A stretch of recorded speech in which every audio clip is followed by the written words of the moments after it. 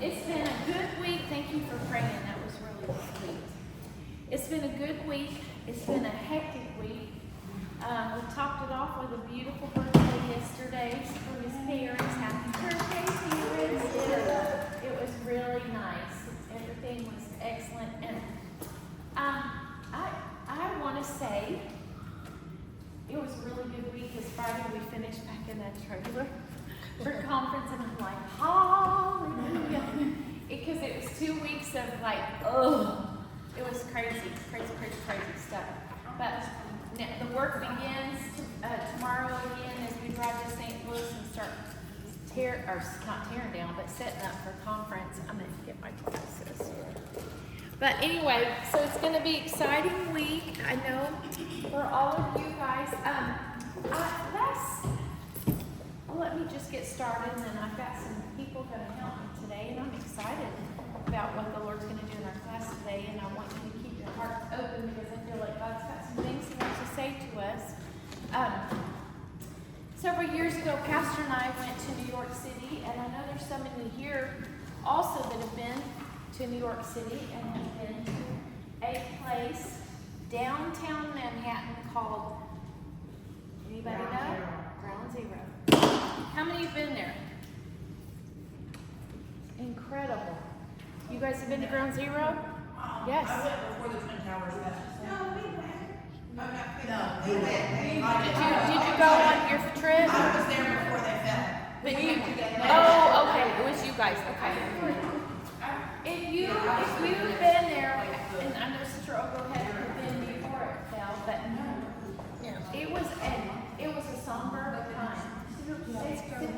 I've never been. It was very somber. It was very, just kind of a breathtaking, overwhelming. You walk through this memorial and it's gorgeous, but you see the pictures of all of the things that happened on 9/11/2001. I remember where I was when it happened. Actually, I was asleep, and my phone rings next to my bed, and it was Brother Alan, my oldest sister's husband. He said, "Have you turned on the news yet?" And I was like, "No, I don't know why I was asleep. It was probably about 8 or 9 o'clock in the morning, and I was still asleep." And my brother-in-law, I answered the phone. He said, "Have you turned on the news?" I said, "No." He said, "The Twin Towers have just been hit." I was like, "What?" And I sat straight up in the bed. Pastor was actually out at the freeway, right at one of the hotels, picking up a preacher that was in town, and they were going to a prayer meeting with a bunch of preachers. He was standing in the lobby waiting for the man to come down, and the television screen was sitting there by the counter at the hotel, and the pastor said he could see the planes flying into the building and the impact and the explosion, and it was so dramatic. It was unbelievable. But do any of you, some of you are too young, weren't even alive at that time. Do you guys remember where you were when this happened? Yeah. Sister Whitney? I was in seventh grade. I think I was in 7th grade, one of those grades. And I remember being like bad, but not really understanding like what I really meant until I walked from school and I used to watch my dad and my granddad was a Marine. And I remember him just like being on the TV and like just telling me like the implications of like what I see is what it means, and just being like, oh my God. But at school, I just remember it was like, what? Like, what's happening? What are you bringing up? We just didn't really get it. It completely rocked our world, not just in the U.S., but it rocked our entire universe, because this was nothing had happened, this traumatic since Hiroshima. Do you guys know what Hiroshima was when the nuclear bomb was dropped? Yeah. And no one survived that. There are people that actually survived 9/11, but not many. It was people in the outskirts. But last Sunday, the pastor began to preach, and I'm telling you, in all the years I've been married to him, that message was probably the top 10 messages that I've heard my husband preach. It was phenomenal. And it got me to thinking, every year when 9/11 comes along, and it just happened, it just passed. And we talked last Sunday about the tragic death of Charlie Kirk, and I've watched the news this week and all the events that have unfolded. On my way to church this morning, I'm hearing about thousands upon thousands of people congregating in Glendale, Arizona, which I lived for many years. That was where my children were born. We lived in a patio home in Glendale, Arizona, so it's very near to my heart, but it's in the Phoenix complex. So Glendale, Arizona was my home for 5 years.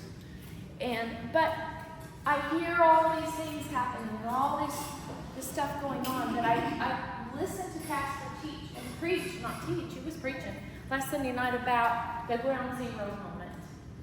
And I want to read you the definition of ground zero. And really the word ground zero really didn't come into play until when? 9/11, 2001. That phrase was coined during that event, and it became ground zero.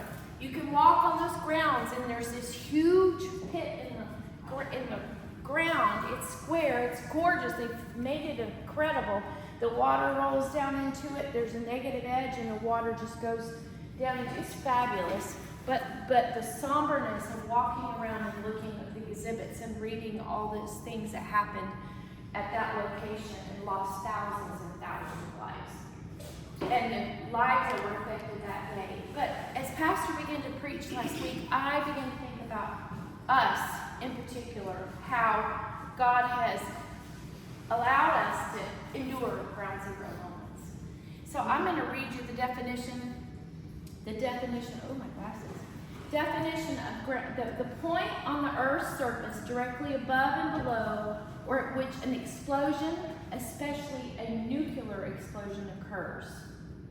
The term ground zero originated with Manhattan Project and the atomic bombings of Hiroshima and Nagasaki to describe the point on the ground directly beneath an aerial nuclear detonation. Air zero is the point of detonation itself, with ground zero being the spot directly below, establishing a reference point for the radius of the destruction. The term became more widely known and used to refer to the site of September 11, 2001, attacks on the World Trade Center, although it had also come to more generally to be described as the epicenter of any disaster or violent event.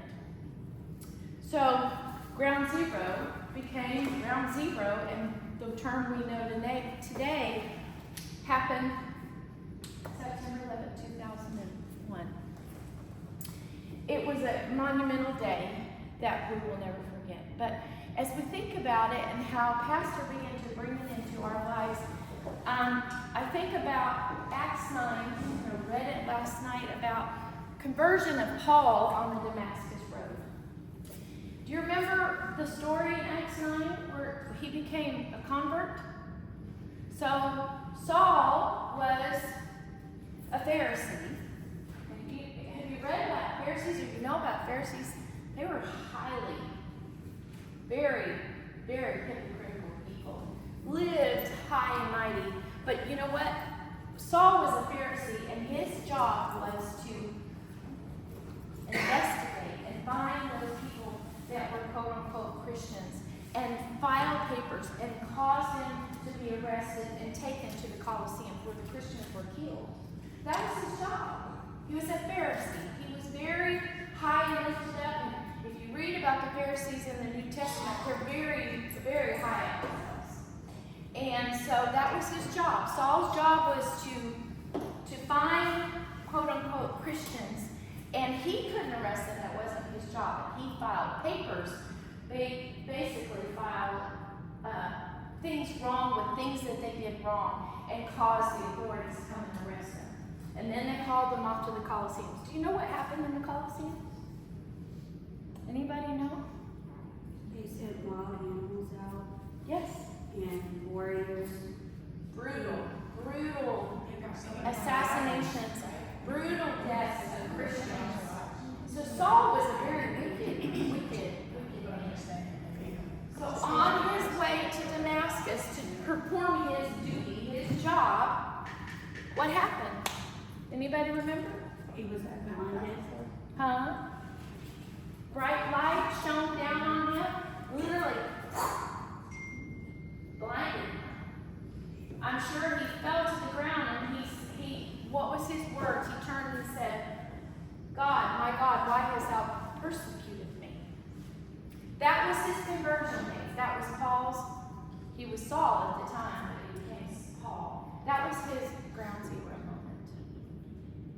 So I want you to realize there are things in our life that happen to us, things that occur in our world, things that we may have not been raised in truth. We may have not grown up in this, and we may have. But there are times in our life where explosions happen, things occur in our life that devastate us, and we have a ground zero. And we have to make a decision. That day on the Damascus Road, Paul made a decision to convert and give his life to the Lord. And as you know, he became Paul, who was totally instrumental in writing the New Testament. So much of his writings we read today, and probably don't even realize that Paul was the author of many of the scriptures that we know so well, we read and we quote often. But Paul had a ground zero moment. God changed his life forever, and he became such a huge player. What happened? He was a huge player in the New Testament. And like I said, he wrote tons of scripture. But I realize that I look back and I see things in my own life, and I realize that I have moments in my life that were ground zero for me. And I had to make a decision. Was I going to continue on in the path, the right path, or was I going to turn and go back the other way? Saul had that decision that day. And I've asked several of the ladies here this morning to share with us some things that would help edify one another, and encourage one another, because that message Pastor preached last Sunday, it was mind-blowing. I was like, oh my goodness, we have so much to be thankful for. And I asked several of the ladies today, and I want you to take your time. Don't be nervous, but I am asking several, and actually several of them, I'm like, could I ask you? Isn't that terrible to get to this age? I can't remember. I don't know if it's overload or old brain or maybe both. But so I want you guys to share with these ladies how God brought you to that ground zero, and what was your decision? Obviously your decision was good result, because you're sitting here today. Do we struggle? Do we have things that happen in our life that sometimes we just really don't know what to do? But I'm going to have these ladies share with you. Who wants to go first? And you can stay seated. Sister Susan. Oh, Sister Renee. Okay. I didn't write mine down, but I do know what I want to say. I think my ground zero moment was Faith in Boston had a lot to do with it, and I think everybody's kind of heard the story about them calling and inviting Frank to church. They had given up on asking Aunt Nene to come to church. Yeah. So Bossy called, and he was like, Aunt Nene, I need to talk to Uncle Frank. And when he got on the phone, she got on the phone with Frank, and she was like, can you guys come to church? And he was like, yeah, we'll come to church. And when he hung the phone up, I was so mad at him. I was like, why would you tell them that we were coming? Because we're not going to church. And I don't know if everybody knows the story of me and Frank, but we had dated years and years ago, and he was not in church, and that was kind of the reason that I left church, was because I wanted to date him. So when we came to church and I saw him, Sister Laura Lynn came up to me and he was praying, Frank was praying, and she was like, that's what she wanted all those years ago. And that was my ground moment. We had made a full circle from those kids that we were, that I ran away from God, to he was sitting there praying, and he was the one bringing us back. Amazing. Amazing. My ground zero moment was standing there that night watching Frank lift his hands and accepting what I wanted him to accept 20 years ago. That's awesome.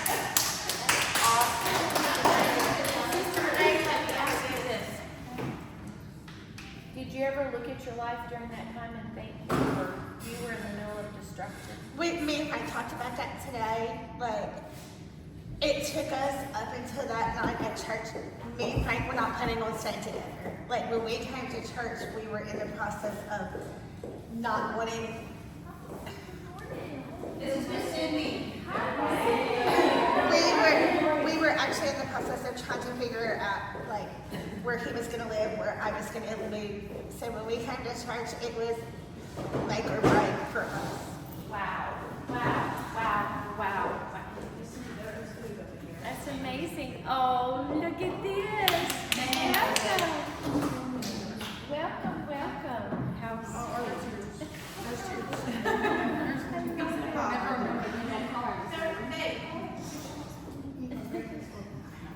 Miss Cindy, we have coffee and food over there. You're welcome to help yourself. And it's yummy.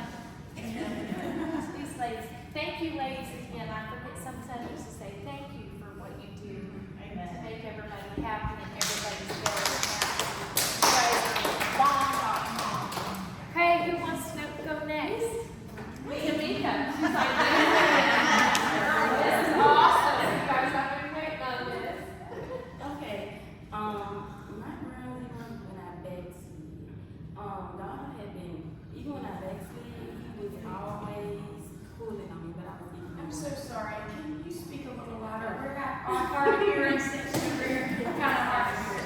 My grandmother was when I backslid, God was always pulling on me, but I always was ignoring it.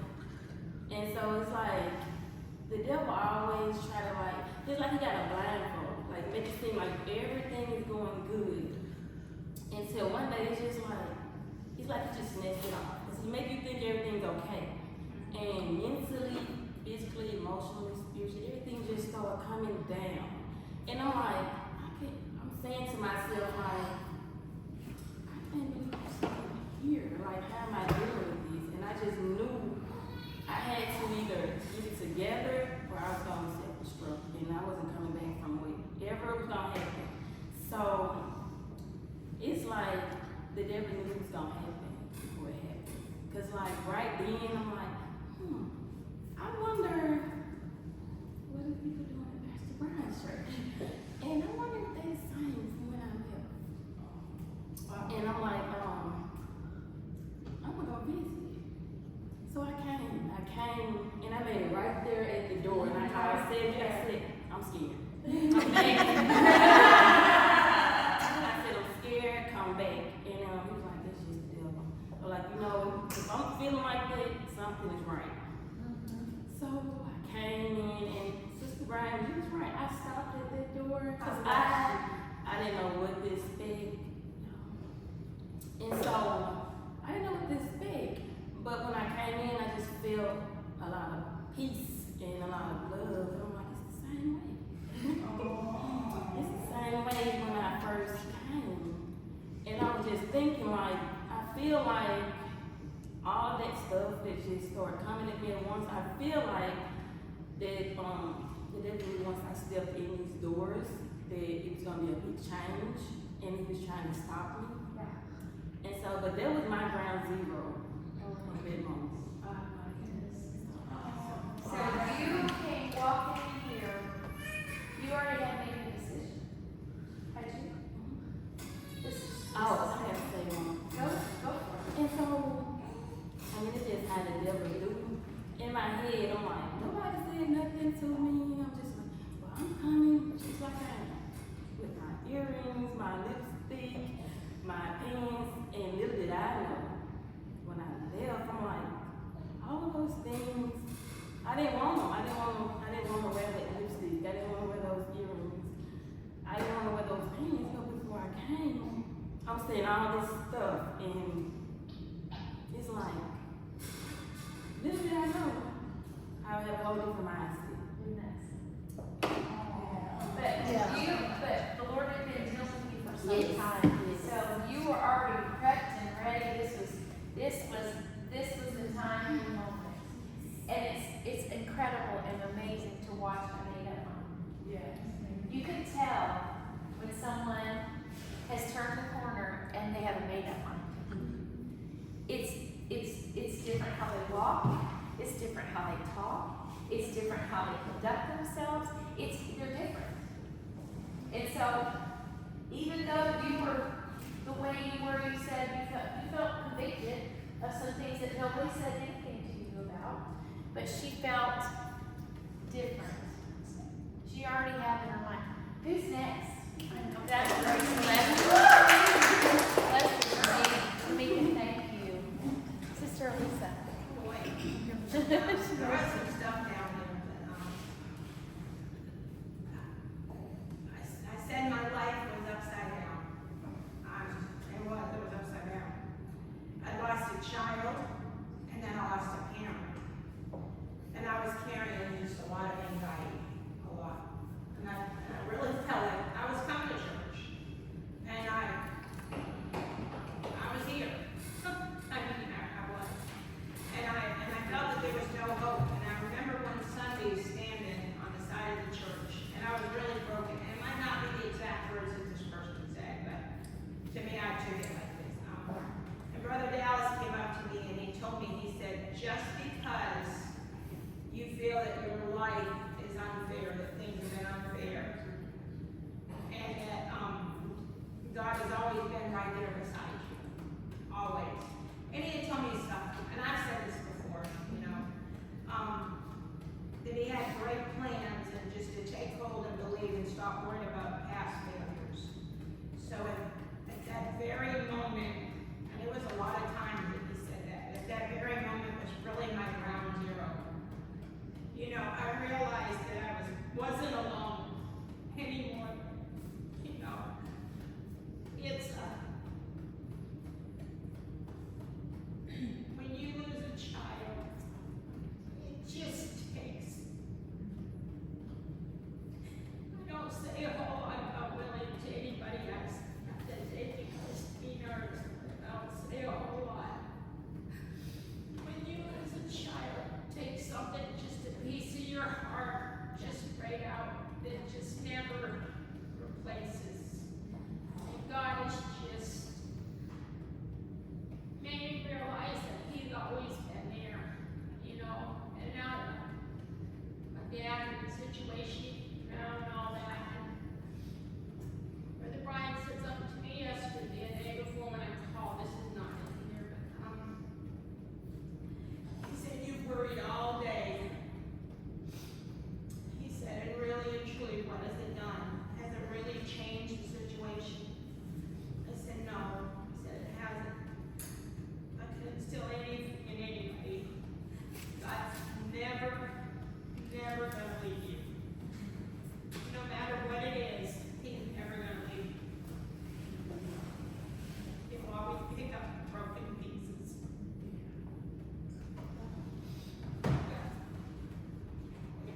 That really was my ground zero moment. I just felt like God He was there. He was just telling me, I'm always gonna be there.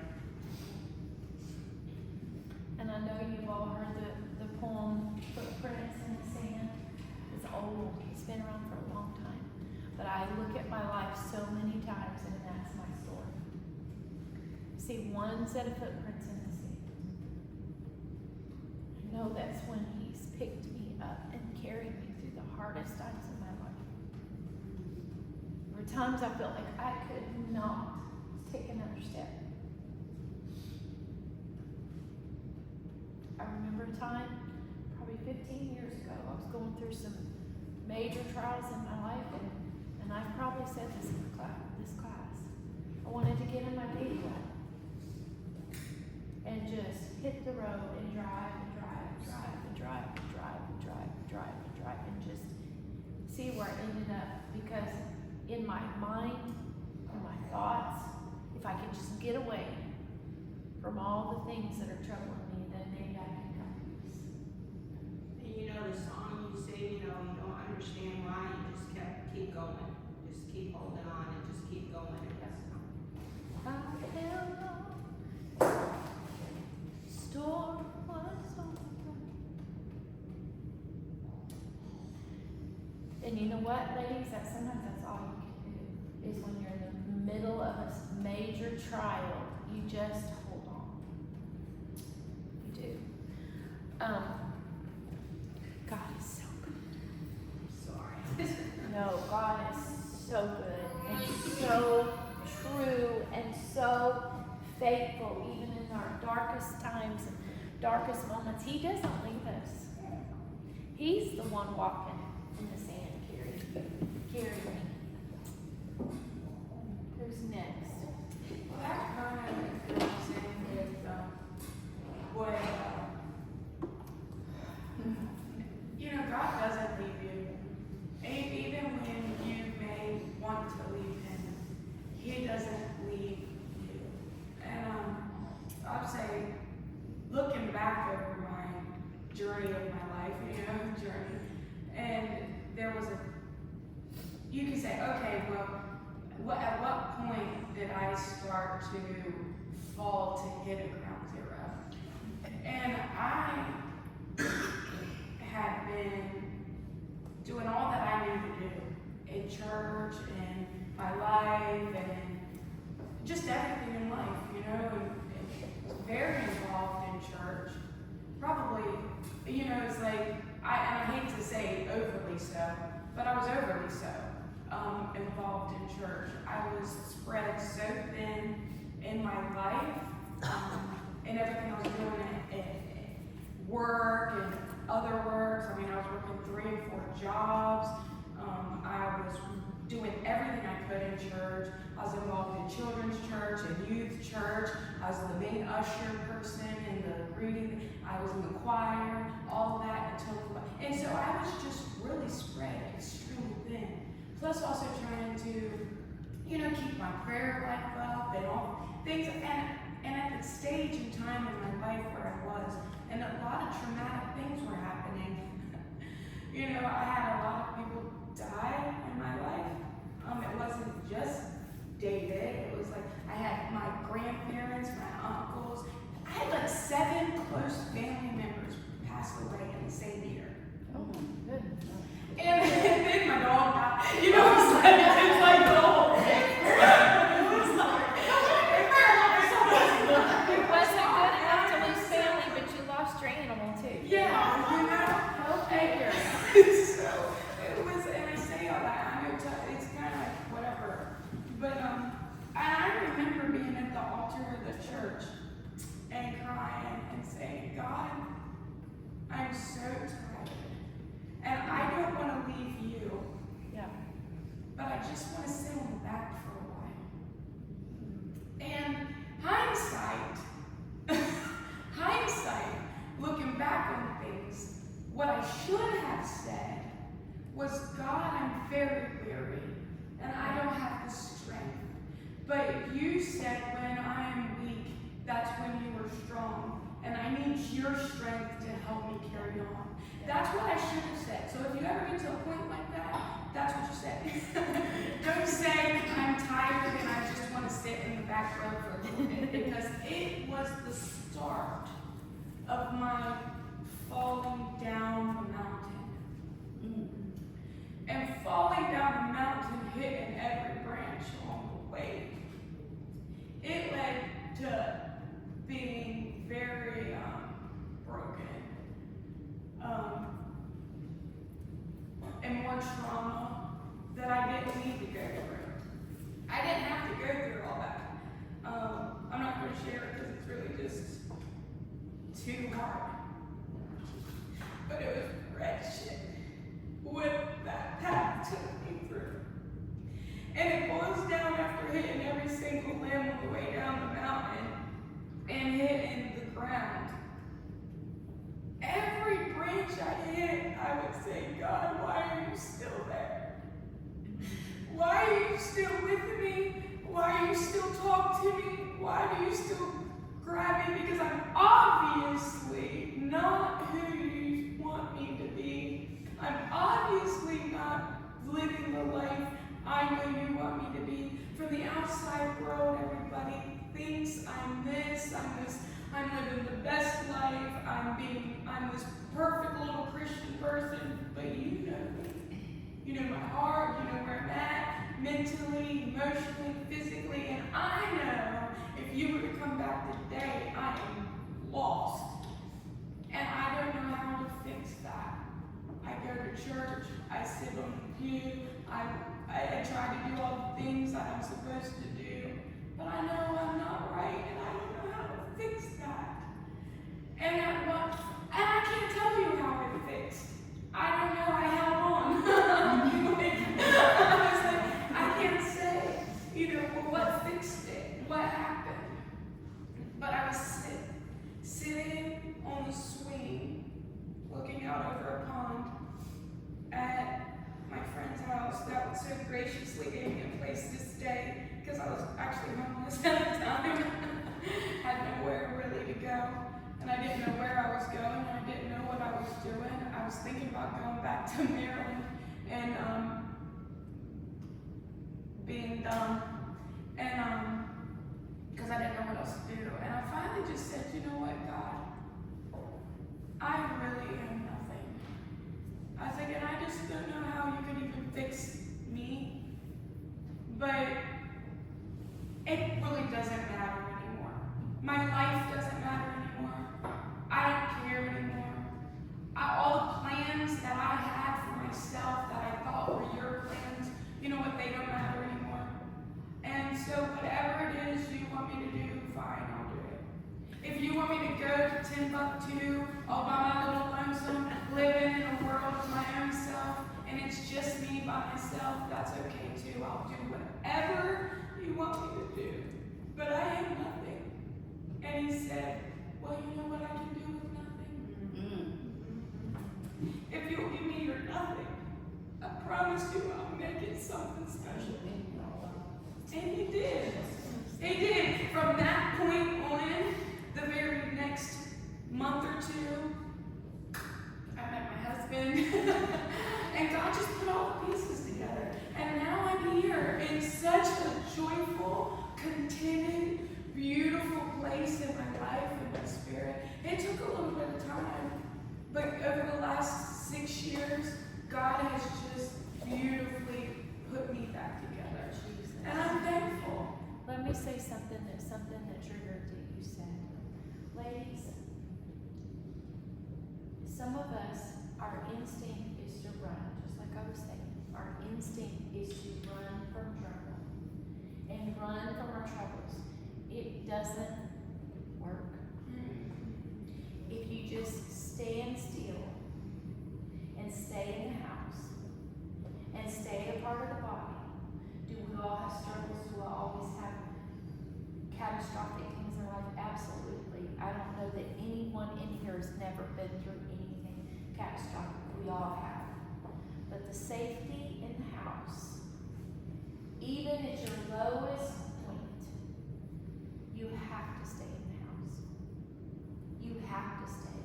Even though when you feel you have no strength, these sisters and these ladies in this room are going to be your strength to help you walk through life's hardest situation and trials. And over in this class, I've heard many of you say, so-and-so came to me, so-and-so put their arms around me, so-and-so stepped into my life. Over and over, testimonial after testimonial of Brother Dallas, or somebody walking up to you at the perfect moment, and God giving them a word for you. Stay in the house. Stay in the house. You may be at your lowest point, but it's not great out there. It's absolutely not great out there. It's not going to work for us.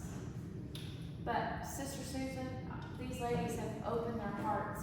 Listen, stay in the house. Can I say something about what Sister Susan said? Susan, you said that at your ground zero, you felt like you were nothing. And I think that's where all of us are. At our ground zero, you're praying to God, let me see my worth.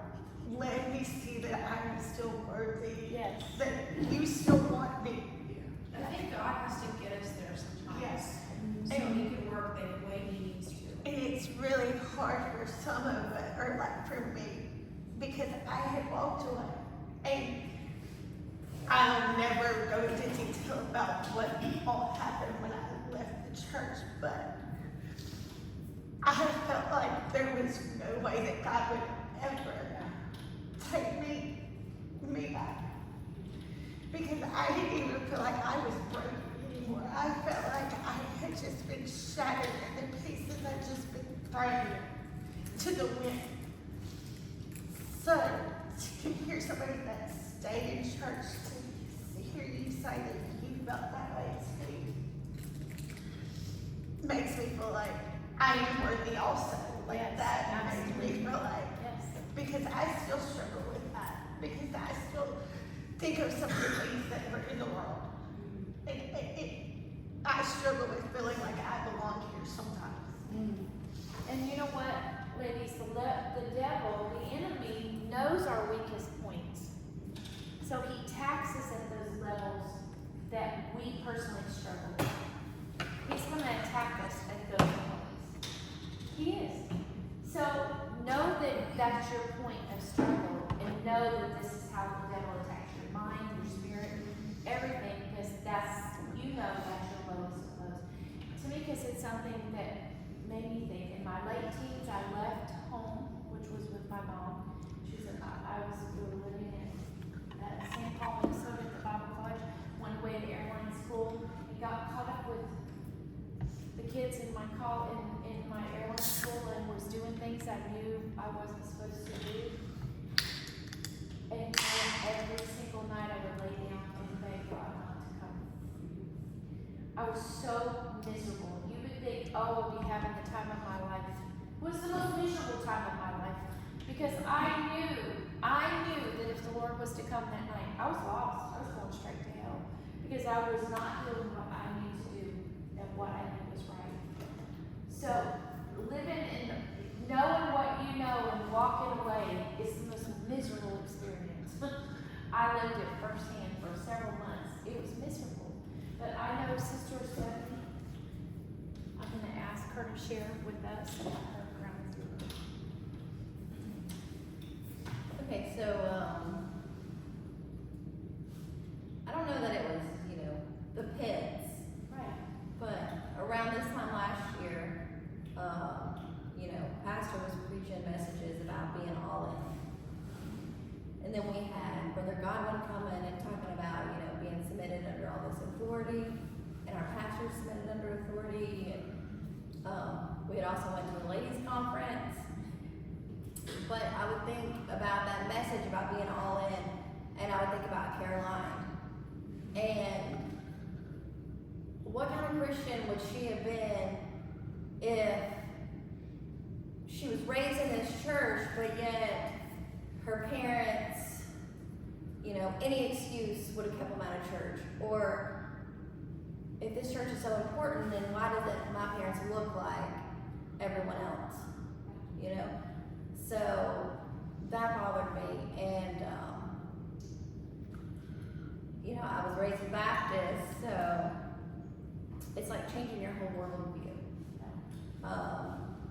But several years ago, I looked at Jesse during the service. Pastor was having us come up and pray about something.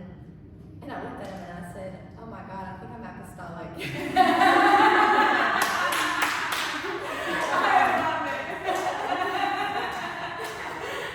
But in my mind, that still took, several years for God to change me a little at a time. But so finally last year, it was like, you know what, if I'm going to be all in, and I was like, okay, Lord, how about I wear skirts like 3 days a week? Like 3 days a week. So right after the conference, it was that Monday, and I was like, you know what, I'm going to wear a skirt today. It'll be my 3 days. And then the next day, I wore a skirt, and then the next day I was like, oh, this ain't so bad. And then it was like 3 days in, then I never stopped. But, and God gave me confirmation after confirmation, like, this is where He wanted me. But I will say, and I told Jesse this probably 6 months, I actually looked in my journal, and it was March, but, the confidence that I had now, I always felt like, I always questioned who I was, or, like your destiny, your purpose in life. But it's like when you're walking where God wants you to do, and you're making sacrifices, it's like, I have never been more confident in who I am and what I look like. You know, it's just like that confidence is amazing. So You said that to me on the front row the other night after Yeah. church. And Sister Stephanie, I bet if my body would allow me, I would have shouted all over. and I told Jesse, I said, you know, I said it doesn't matter who has cancer, it doesn't matter who's dying, it doesn't matter, you know, what's going on, other people's emotions, like right now, like that really doesn't affect me. And he's like, don't I know it? He had skin cancer a couple months ago. He acted like he was dying, but he's like, don't I know it? It didn't even faze you. But it's like Sister Lisa said, why worry? It doesn't help. It's not gonna, God has everything in his hands. And so it's just, It's almost like God's put a cocoon around you, Sister Stephanie. He's put a shelter around you. Your testimony is amazing. I have told over and over the things that God has done in your life and watch your walk with God and how God has blessed you and how the transitions have come. If we had walked up to her 5-6 years ago and said, Sister Stephanie, you need to do this and you need to do that. You come to this church, you need to do all these things. Well, that's not of God. And you know, Sister Ryan, this is, I just share a room with her. And I'm not saying that to be mean. why do you I'm want not to say saying that? that. What did you say? And they were like, she was You're fussing at never me. gonna I'm run gonna from be, I'm us. gonna share a room, because I'm real with her. Now she's gonna share a room with them, and they're weird, so she said, you're gonna stay with Sister Stephanie. You got the They short can straw. say so anyhow, in the whole realm of all this about the room, anyhow, she just started asking me all these questions. And I'm thinking, Lord, hope I didn't say the wrong answer. Because I mean, it was a lot of like, Why this? Why what that? did you do here? And how did you feel here? Like this. And I'm thinking, is it time to go to sleep yet? We were gonna go to sleep early and like 12 o'clock. Baby called and she said, Mom, I'm gonna be there in a few minutes. She said, she's not gonna be there in a few minutes. And I thought, you could have come an hour earlier, but she didn't. And we stayed up late, but I mean, it was just like the company was wonderful. And I kind of think to myself that now, you know, the Lord was like, oh, and it wasn't anything. It was about dress and about how did I do this when I got to church and this, and I mean, just little things that I was like, But don't you think God ordained that? Yes. yes, Absolutely. And I tell you what, God, and we've talked about this in class, God is in the details.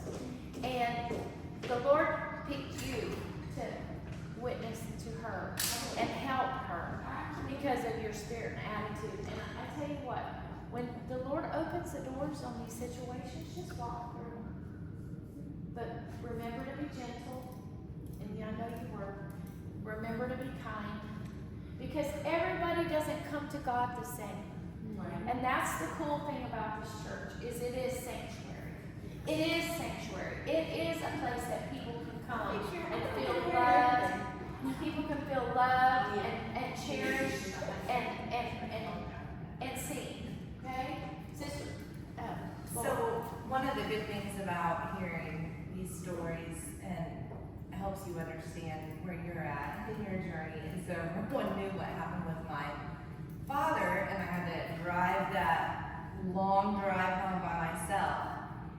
And in the past, I would have been crying and distraught, and I was like Stephanie, so maybe I shouldn't hang around her so much. Because I did not cry, and so honestly, in my mind, I thought it's because of everyone that I had praying, you know? Yes. So actually, it was the cocoon that God had around me. And so in my mind, I'm thinking, I'm not good enough. You know, my prayers, myself is not good enough. So listening to this helps me understand, you know, really where I'm at. And we all go through this at different levels. All of us feel unworthy at times. All of us go through things that we're like, God, I'm not even And so I'm glad that we do have this group because it does help me understand because I'm not where everyone else is at in their journey. And so it does help me because I'm an analyzer. And Stephanie, it helps me understand and know that, hey, you know what? Yeah, everyone was praying, but it was also me, you know, and where I'm at. So that makes me feel better. That's huge growth. Yes, but I would not have realized that unless I'd been sitting here listening to you. Well, I've seen huge growth in you because not too long into our class, 3 months, you said you had an interaction with Ayla's father and had it been months prior, the difference in the way you handled the situation. So growth is huge. Your growth is enormous. And I look around at you guys and I say, oh my word, look at what God said. I just wanted to say something at the church. You said like this morning, Sid was telling me, he was like, I've never been to a church where everybody just so loving and kind everywhere you go, everybody and he was like, he's telling his friend that on the phone, like, And on that, Frank told me the same thing this morning. He was like, I was coming to make them happy. He was like, but we got there. He was like, and he started naming everybody in the church. He was like, I never felt that anywhere that I had ever been before. It's amazing. It's amazing. And you know, I've been in church my whole life. Well, I went to church, but I got the Holy Ghost when I was 7 years old, when I was 60. So I knew all about church. And I promise you, I was like moving all around in the mud and whatever you want to call it. And I mean, but God he was still there. And he like took all those broken pieces, you know, and Sister Whitney said something the other day and I was like, you know, just be happy where you are. Enjoy where you are. You know, and it wasn't a bad thing. You know, I said, because when God picks the right one for you, it'll be the right one. If you're out there wandering around trying to find the right one, but you just hold on and hold on. It's true. I always tell the Lord, I want it to be, I used to pray and I would tell the Lord, I just want somebody who's going to go to church with me and pray for me. But now I joke to myself, I should have been a little bit more specific.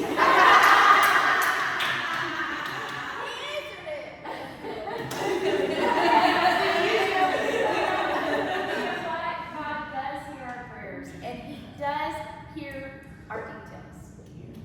So if you, I even taught this in the lesson where I talked about my son and daughter-in-law and Stacy, you know, and it was like, even about the scar on his right cheek and his name being Dallas. She said, I didn't know anybody named Dallas. And when she met him, she's like, oh my. I mean, so Sister Stephanie did a little more detail. But God does hear us. Ladies, stay in the house.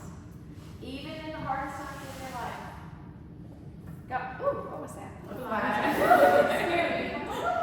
But you know what? Our ground zero moments. I am so, you blessed me so much sharing your ground zero moments with us. And I feel like, and I love doing this because I feel like, Sister Laura, you need to hear it, not just from me, but people have walked the walk and talked the talk and lived it and been through tragedy and been through hard times. And we've got about 3 minutes, and I want to say something Sister Susan said sparked something. In the latter part of 2019, God began to deal with me. We've been through some major upheavals and things were going on in our world. And in the latter part of 2019, I realized, I thought to myself, I think I'm backslid. I was coming to church, got dressed up, pair of heels, my hair up, and I got thinking about all the things that I'd been through. And it wasn't wallowing in my thing, but I just realized I had been through so much. I had allowed all the external issues of all these people that have been so horribly mean and hateful. I had just literally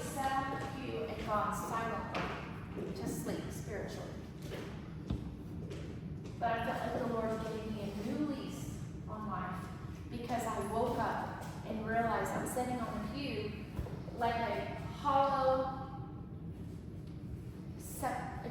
just hollow vessel. Nothing in there. And God began to deal with me and to reshape me, put me back on the wheel and start to reshape my vessel. And I'm so thankful. Ladies, please pay attention to your spiritual life and who you are. Because we literally can sit on a pew and go silently, spiritually silent. So pay attention to your spirit. Pay attention. God brings us through those ground zero moments, but we have to invest in our walk with God. It just doesn't happen by itself. It doesn't happen. People and things interfere with our walk and they mess us up. We get spiritually angry or frustrated or in life at people and things they say and things they do. And we literally can sit on the pew and go just completely spiritually silent. And I've been there. But God restored me. And it was piece by piece by piece. Sister Tina. I was going to say, you were talking about being backslid on the pew. There's many things, and I'm not going to talk about things that have happened in my past, but there's things that have happened in my past that one after another I felt abandoned. Like, people have left me, and I'm like, well, I guess I've always been really scared of, like, having a super close relationship with God because of because of feeling abandoned. But, anyways, I went through a bad relationship way back when, before I met Chris, and I let it bother me so much that I died, basically spiritually. I was going to church, I was sitting there, but I was barely making it. And although, yeah, I have felt God throughout that time until now, the other night, or the other day, I am dealing with the feelings of abandonment and the hurt that was caused and the hurt from, family and stuff, and feeling very small. I felt a release the other night, and I guess you would say that was my ground zero. Yes. I felt like the tears had fallen from my legs. And, so, anyways, it can happen, and even you can feel as cold as a doorknob and still come to church and sit on a pew and put a face up and pretend everything is okay. But God can work a miracle and set you free from all the hurt and the pain that the devil has put in your life, whether it's from family or friends or whatever. So. It can happen, Yes. You just keep on walking. We're class is officially over, but let me just say this before we leave today. I want you, Brother God, to touch on some things, and we're gonna have a lesson about it because I feel like it's also part of our healing as women and trials and tribulations we go through. Part of our healing is to praise. Physically give praise to God. Amen. Yeah. And we've got to do that, lady. You've got to exert yourself in praise. And Brother Godwin, people were running the aisles the other night, and I was going to step out, and I was like, oh, I can't do that. I was so sore from doing all I've been doing at work, and I'm like, but you know what? There's other things you can do besides run the aisles. You can praise. So I encourage you, get your praise on, ladies. And Sister Brian, and I